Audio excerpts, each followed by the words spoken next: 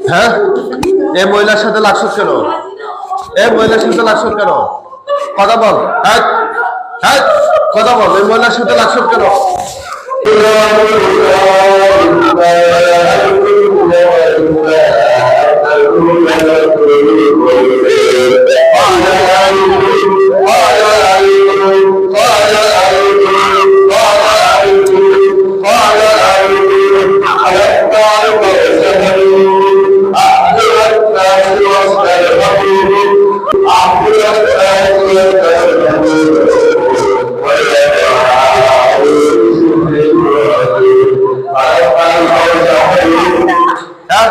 তারা পুরুষ না মহিলা, হিন্দু না মুসলিম?